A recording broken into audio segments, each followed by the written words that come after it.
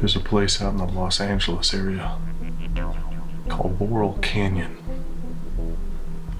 In about 1940, Laurel Canyon housed a place called the Lookout Mountain Air Force Research Laboratory. I think that was its formal name.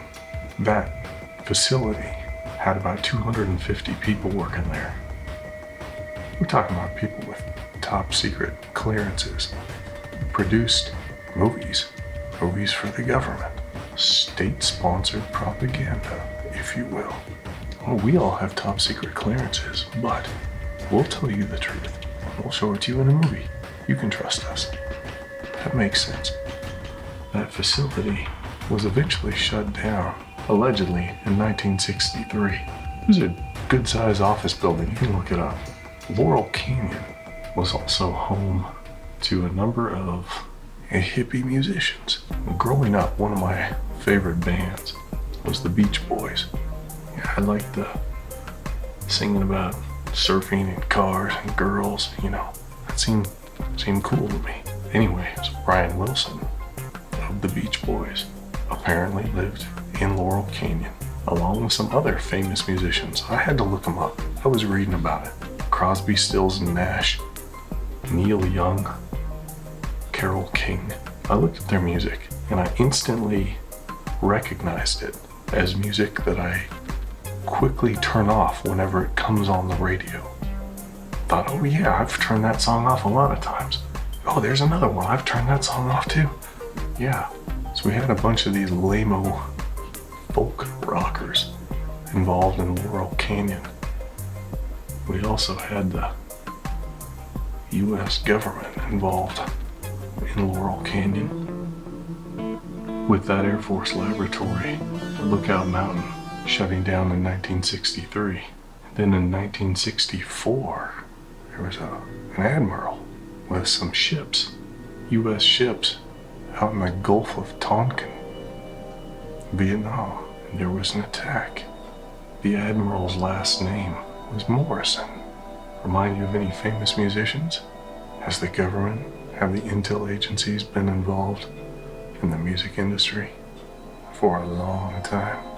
Can't say for sure, but it seems likely, or interesting at the very least. After the Vietnam conflict, because it was never officially declared a war, the Lookout Mountain Laboratory changed hands, changed ownership several times. The most recent owner, from what I could find, is the actor Jared Leto. L-E-T-O, the guy who played the Joker in the Suicide Squad movie?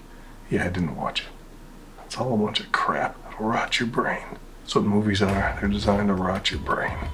Jared Leto bought that facility for $5 million back in 2015.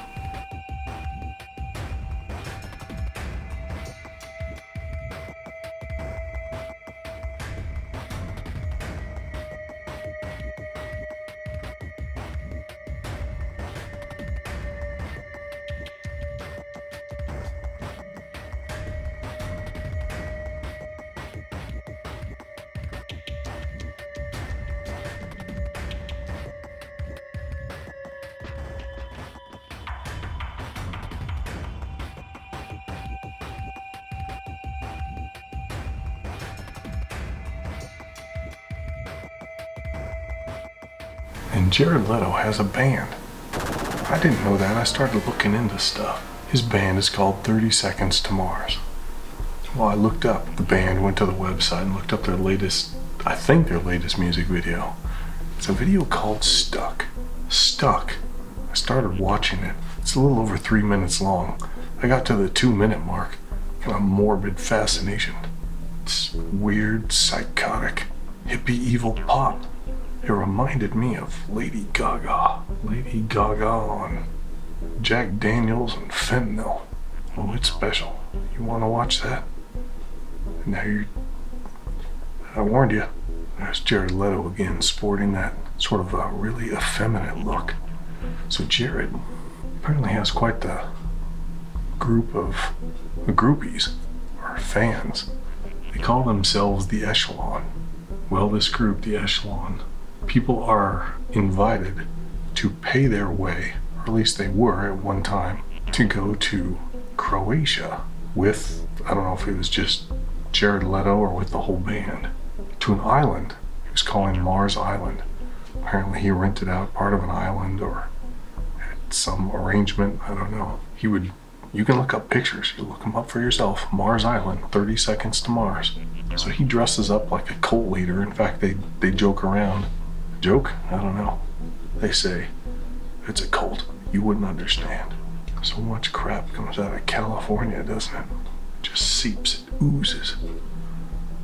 Oozes and infiltrates. Watching that music video, couldn't help but wonder what kind of drugs are people using these days.